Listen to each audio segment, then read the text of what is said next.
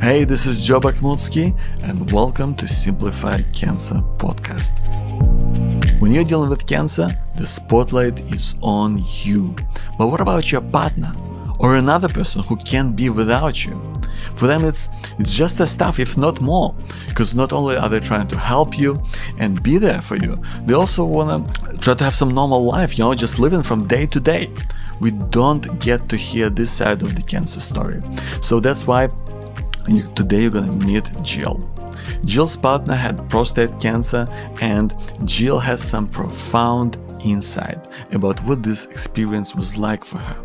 And she shares some unique strategies that enabled her and her partner to deal with cancer in a very proactive way, by taking back control, by taking the power away from cancer. And that's what it's all about, isn't it?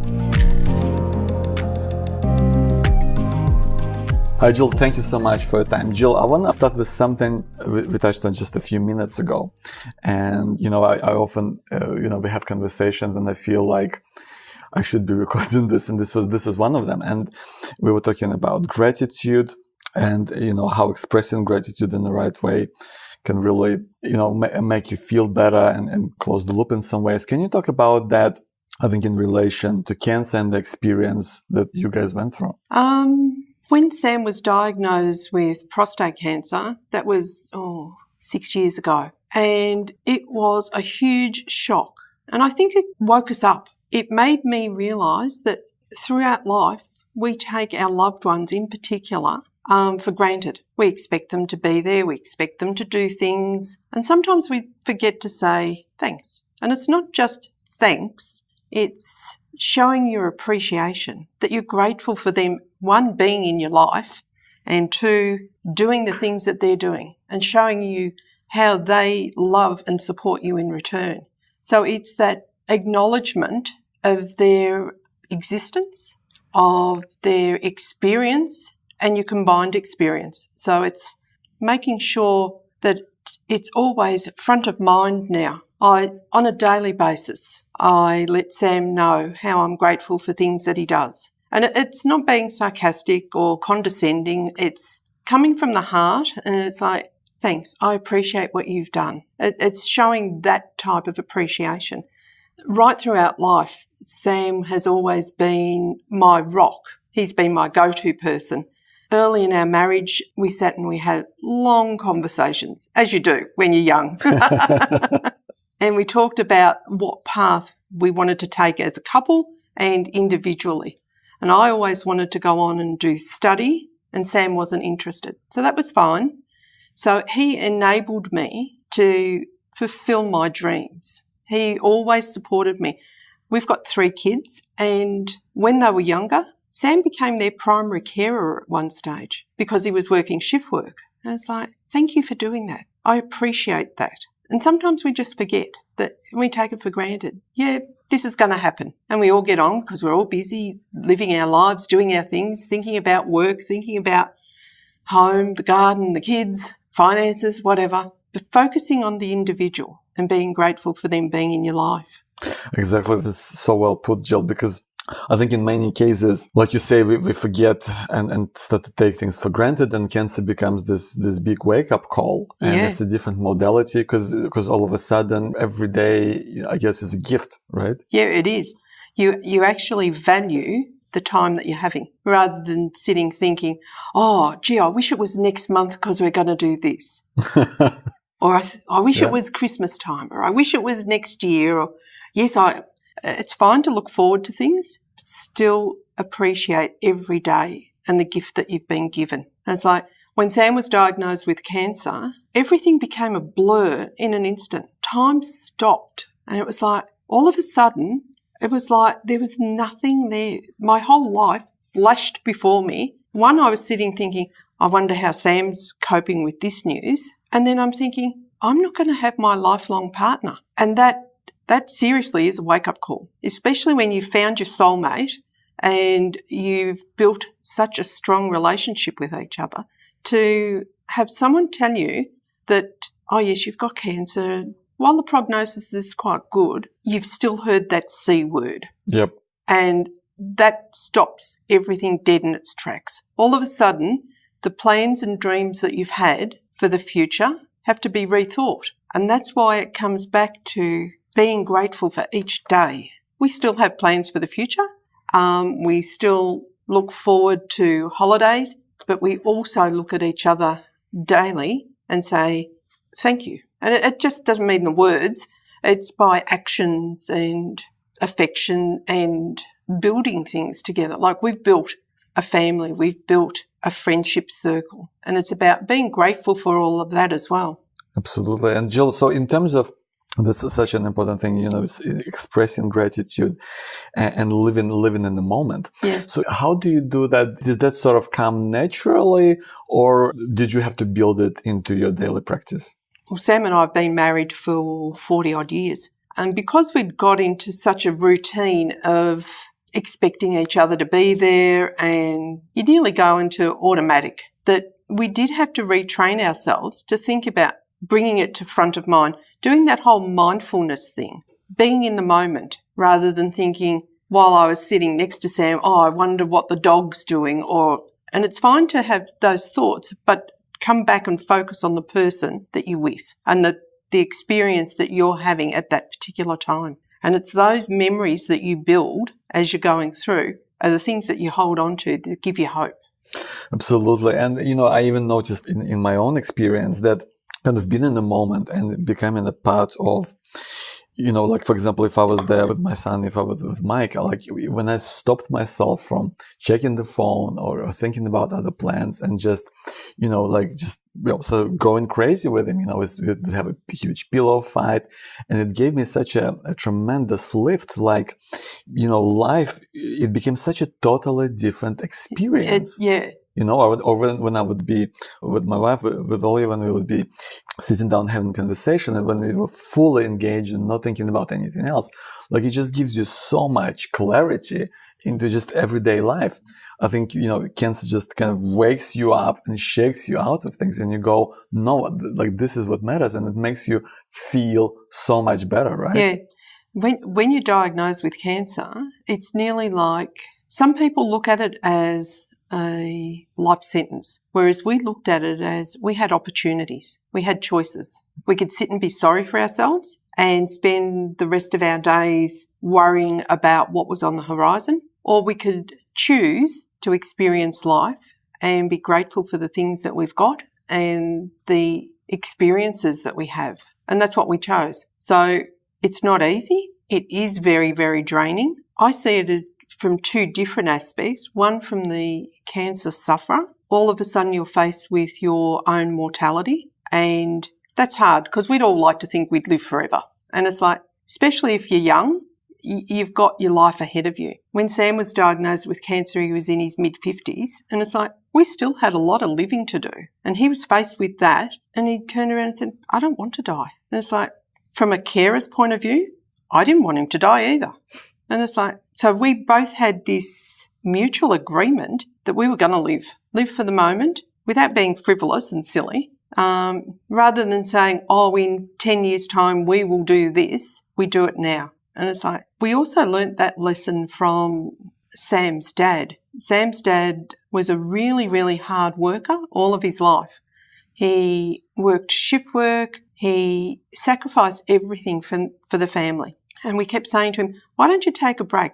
Go on a holiday. And he said, when I retire, I'll do that. When he retired, he was diagnosed with lung cancer and died within a year. He never got that opportunity. And that was a wake-up call for us back then, like that was 30 odd years ago, that never put anything off. Always do things as you're going through. So our kids have grown with us and experienced things with us over the years. And we've got some amazing memories. And they're the things that keep you going in the hard times. Like when you face the black tunnel sort of thing, where you feel like you don't know how you're going to get through it. We draw on the memories, and that gives us strength again, thinking we've actually done and achieved some amazing things with our kids, with ourselves, with our friends and work colleagues. So.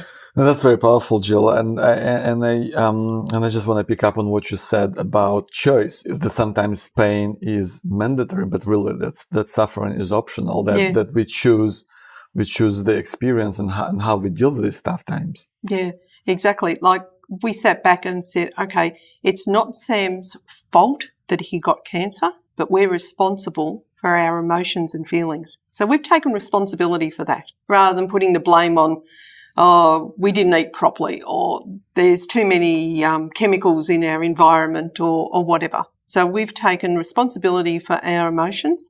So we've got those choices. So, and it's about taking that responsibility. Like while cancer at times can dictate how you have to live, you can still choose how you do live. So it's having that support and that friendship around you. Absolutely, Jill. And in terms of, obviously, from the time of diagnosis to treatment to the reality of now, I mean, there's obviously a lot of ups and downs that happen. So I guess this everyday reality of how you were dealing with it, mentally, emotionally, has that changed over time? I still get neurotic. Like when Sam was first diagnosed, I mentioned that I saw my whole life go in front of my eyes. And it's like, it took us a little while to come to terms with it. Like it's nearly like, well, if we eat this and if we do that, it might go away. But it doesn't go away. It's there. And it's like, okay, we need to now deal with this. And Sam went through treatment, and every 3 months he had to go in and have tests. And leading up to that test, I get really, really scared. Sam gets really worried. And until you actually get the results from those tests and you go, oh, we're okay, we've passed this, and you get on to the next one. But leading up to that again, you still get scared and you still get neurotic and you still worry. And that even happens today. And it's like, Sam's now at 18-month checkups, which is really good, but I'm always vigilant. With prostate cancer, it can turn into metastatic cancer in the spine. So if Sam comes and complains of backache, the first thing my mind does is go to, has the cancer spread? So yeah, it is an emotional roller coaster going through that, but you have to keep going. And it's like, I haven't felt the support from external organisations. I've felt the support from the bond that Sam and I have. We sit and we talk about it. And then once again, we plan. Well, if it's this, we can do that. If it's not, well then, yep, let's go and do something different. So it's around that, taking control of and responsibility for how your life ends up. And I love what you say about taking control, because I think that's such a huge thing. For me, it was, I think it was a big moment when I accepted cancer, because when I had my first initial diagnosis and I had my procedure, and, I thought that, maybe this is it, maybe it's gone away, and I kind of pushed this reality away. And when it came back and I had to go for chemo and all this stuff, like it really hit me over the head with it. And I realized that it happened because I was kind of denying the reality of what was happening. I was kind of hoping that maybe it's going to go away, but it doesn't. I mean, and like you say, it's about acknowledging that it's happening and starting to deal with it, right? Yeah. With like, having an action plan and executing, right? Yeah, exactly. So like I said, you've got choices. And initially when Sam was diagnosed, we went through denial, and it was like, this isn't happening. This can't be happening. Then we were really, really angry. Well, why has this happened to us? We're good people. And it takes you on a whole journey of exploring what your values are as a person. So denial, anger, and then you think, well, if we eat this way, maybe it'll go away. So it's that bargaining. And it's like, yeah, that was really bizarre. Like we got quite caught up in having to eat organic foods, and we've now gone back to eating normal foods. But it's like you try and grab hold of anything that you think is going to make this cancer go away, rather than acknowledging that it's actually there. So it's not letting it consume your whole life. It's like, okay, the cancer is part of me, but it doesn't define who I am. It's like my family, my friends, and the things that I do and my values define who I am. So it's being authentic to yourself. And I think that takes a while to work through. I know it did with us. It took, while Sam was on his 3-month checks after his procedure and everything, it took us quite a while to work through it. But we were very fortunate that we've got a close family circle, and we've got really, really close friends. Some of our friends dropped off along the way. They didn't know how to deal with it because that C, cancer word, is really scary. What's going to happen? Are they going to disappear out of my life and stuff like that? So some of our friends couldn't face it and couldn't talk to Sam. And that was really quite sad for Sam. But then the thing that kept him going and me was our close-knit family and our close circle of friends. Yeah, that's fantastic. And I want to touch on the friends bit. So you said that it's because they were afraid. You feel that they didn't know what to say? Yeah. Or is that what it is? Just the awkwardness of there's awkwardness. They didn't know what to say. They didn't know what it really meant. Like we all hear cancer and immediately we think of death. None of us like to think of death. So it's like they were avoiding the issue. And it's like, I'm not angry at these people. It's just where they were at that point in their lives. Like, we need to be able to talk about death, dying, cancer, and not feel bad about it. It's like, it's a fact of life. And if you can't talk about it, then what are friends for? Exactly. So it's finding that strength and it's having that courageous conversation. So for Sam to sit down with our close circle of friends and especially our kids and saying, I have been diagnosed with cancer, that was like putting it in concrete. It became real at that point. Whereas up until then, it was like there was that denial, oh, it might go away, and that anger that why did it happen to me? But once he actually could sit down and verbalise it and say, it's like, okay. And the kids would say to us, well, what's going to happen? So it's going from thinking about it to having a goal and then that action plan and working through it. And then you actually start to feel like you're in control again. Yeah, Jill, I feel that, with cancer, it's something you just mentioned, like, when Sam was breaking the news to kids. I mean, what often happens is that, and I know that this was in my case when I was going through treatment, that I think that my mom and my wife were under more pressure than I was, and they were really struggling with it probably even more than I was. Because I guess the way I see that when you have cancer, like the spotlight is on you. Yes. And if you, for example, are the partner, not only do you have to, be the rock who supports your partner through it, you also have to deal with all this daily life and you have to try to maintain some sort of semblance of normality.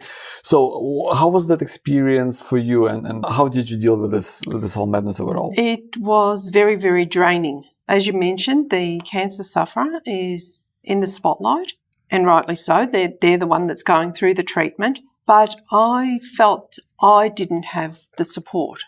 Up until Sam was diagnosed with cancer, we used to share responsibilities like finances, cooking, cleaning, all of that. When Sam was actually first diagnosed, I took over the finances. I took over all the cleaning. I took over all the cooking. I went to work full time. So that was a strain on me, and there really wasn't anywhere that I felt I could turn. It's like I had to be the strong one because I had to support Sam. And even now, I'm forever vigilant of how he is. It's like it's always in the back of my mind. It's something you never forget. And it's like, how are you? Are you okay? And thank you for being there, sort of thing. So it's like the carer needs as much support as the person with the cancer, the sufferer. And I didn't feel that there was many organisations or much information for me going through this. When Sam was first diagnosed, the way I deal with things is I read about it and I study. And then I can absorb the information and then I can think, okay, well, this is the direction that I need to go in. There was very limited information for me on prostate cancer within Australia. I found American sites and Googled all of that. Is it relevant in Australia? I had no idea. And it's like the statistics that they were giving, are they the same type of statistics in Australia? Possibly not. I didn't know, and I still don't know. And it's like you can get caught up too much in, oh yes, you've got a life expectancy of 5 years or 10 years, and the percentage of people that die within those times. If you let that dictate, you'll miss the life experiences as you're going through. So it's like, okay, I need to be responsible for myself and how I can be strong. And I do. I break down every now and then, but I've got, like I mentioned, that family support and our close friends. And being able to talk about it with somebody helps share the load. How do you talk about it? I mean, because sometimes it's a hard thing to bring up. How do you talk about it? What do you do? When Sam was initially diagnosed, when we sat and told our kids, we were sitting around the dinner table, as we do every week. We've got this relationship with our kids where everything is open and honest, and we discuss the good, the bad, and the ugly. And we sat and we said, okay, we've got some hard news to tell you. And it was like, take a deep breath, here we go. And Sam actually told the kids. It was coming from him, and I was there. And then we all sat and cried. All gave each other a hug and said, okay, what are we going to do about this? So it was getting that support initially, having that courageous conversation, and then having that support around. So when I'm having a hard time, I sit and I talk to my kids. They're all adult. I talk to my friends. And it's like, I do tell them that when Sam's coming up for his next round of tests, I get really worried. I do tell them that if Sam has aches and pains in his body, I do think, has the cancer spread? Our friends now did the same thing for him. If Sam's saying, oh, I've got a really bad back today, and they say, have you had that checked? Yep. What can we do to help? Do you want us to come around and do the gardening and stuff like that? That's the way. Yeah. So it's sharing the experience.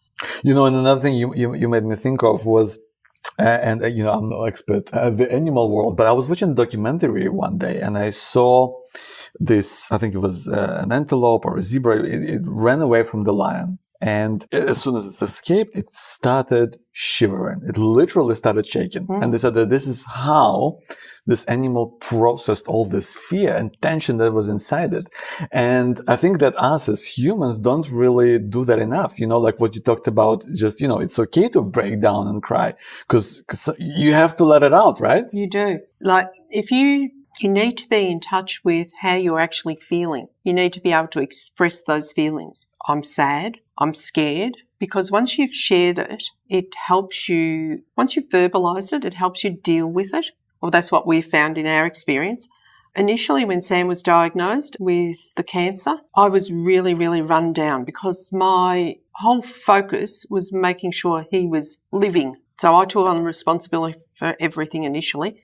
And I found that I got colds and flu and bronchitis that I had to take a step back and say, I need to look after me so I can care for Sam. Now, he wasn't an invalid and he's not an invalid, but it's that whole mentally draining experience. So I look after myself. I have to make sure that I'm well. I meditate. I get stressed. I've got work pressures. I've got family pressures, financial pressures, all part of life, that I've got into the habit where I meditate before I go to sleep each night. I sit and I have 10 minutes just for me to clear my mind. Or sometimes I even go through an action plan in my head because I can't help doing that.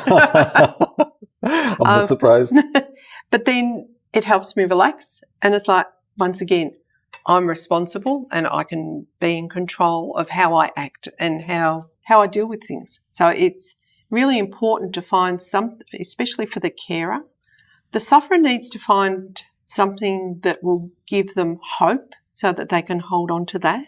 The carer needs to find something to give them support and calmness to be able to deal with the things that you're going through. That's very profound, Jill, especially the part about, putting yourself first and finding a way for you first and foremost as the carer to find a way to deal with it, to kind of deal with pressure. And you mentioned meditation. So how did you get into that? Because I think meditation and mindfulness are some of those things that we all hear about, but they can be hard to put into daily practice. How do you go around doing that? I do a lot of reading and I've done study on all sorts of things that when I find something that I think might be of interest, I'll explore it even further and then I will try it out. I'm the sort of person that I need to take the theory and then experience it. So it becomes practical for me. And it's like mindfulness, that was really an interesting topic for me. So I read about it and then I've tried to do it. And you need to be disciplined in yourself. And it's like, I keep having to remind myself to be present in the moment because you don't know when the next moment will be. And cancer is that wake-up call. I think people generally today are so caught up with living and busy lives, and that we forget that you need to be in the moment. So you need to be disciplined. I do. I read a lot. So that helps me explore different things that work for me. Like when I say I do meditation, I'm not sort of some strange hippie that goes off and sits naked in amongst trees. But if I'm really stressed, I find being outside gives me solace. It helps calm me down. So Sam and I now each week make sure that we go out and experience like parks or trees or nature or the beach or something like that. And just sit and there's a calmness, a stillness about it. And it reminds you that things just go on. So that's part of the meditation as well. Yeah, absolutely. Just making it part of your everyday experience. Yeah, exactly. And you touched on, having practical things that kind of fell on you. And I think you said that you didn't really have as much help as you would have liked. Do you think it's okay to ask for help? Would you have done that differently if you had the chance? Looking back, yes, I would do it differently. We're all very, very proud. No one likes to think that my partner, my husband, has got cancer. It's like, have I failed as a wife because he's got cancer? And you become introspective and you think, what can I do? I need to do something to make this right. Whereas looking back, I should have reached out more. I'm sure there is resources out there. I still haven't found them, but I'm sure they're there somewhere. But it was me that didn't reach out. I could have gone back to our oncologist, and I did a couple of times, and what I got was, don't worry about it. Okay, but that is superficial. I needed more information so I could understand, so I didn't have to worry about it. So it's overcoming your personal inhibitions to be able to say, I need help. And from a carer's point of view, you're so focused on the sufferer that you don't want to have to see that you're needy. So you don't necessarily say, I need help. Yeah, that is so true. And I know that I remember that we had friends saying to both my wife and myself saying, just let me know how I can help. And I remember that was such an infuriating experience. Yeah. Because you kind of go, well, I wish you would be a little bit more specific and offer like something helpful and practical, because I'm not going to just, come up with a favor to ask you sort of thing. But at the same time, I guess people want to help, but they really don't know how. And they really need to be guided sometimes, right? Yeah, they do.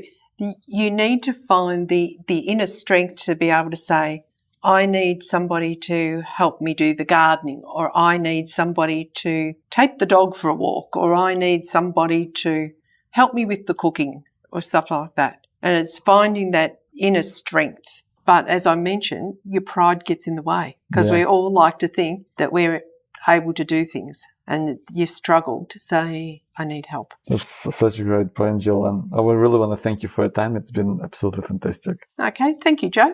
Thank you. Good luck on your journey. Thanks.